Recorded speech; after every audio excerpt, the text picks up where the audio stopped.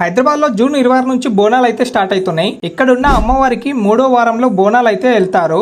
Hello guys, welcome to 30 days 30 temples day 29 in Hyderabad. ఈ రోజు మనం సికింద్రాబాద్ లో ఉన్న ఉజ్జయిని మహంకాళి అమ్మవారి టెంపుల్ ని ఎక్స్ప్లోర్ చేయడానికి అయితే వచ్చేసినాం. ఇక్కడున్న చరిత్ర ఏంటంటే సూరిటి అప్పయ్య గారు 1800 సంవత్సరంలో బ్రిటిష్ సైన్యంలో చేరాడు. అతడికి 1813 సంవత్సరంలో మధ్యప్రదేశ్ లోని ఉజ్జయినికి అయితే ట్రాన్స్ఫర్ అయింది. ఆ టైంలో హైదరాబాద్ లో ప్లేగు వ్యాధి వచ్చి కొన్ని వేల మంది అయితే చనిపోయారు. అప్పయ్య గారు ఉజ్జయిని మహంకాళి అమ్మవారిని దర్శించి హైదరాబాద్ లో ప్లేగు వ్యాధి తగ్గితే టెంపుల్ కట్టిస్తా అని మొక్కుకున్నాడు. 2 సంవత్సరాల తర్వాత 1815లో సికింద్రాబాద్ కు వచ్చాడు. అతను వచ్చేసరికి ఇక్కడ ప్లేగు వ్యాధి అయితే తగ్గిపోయింది.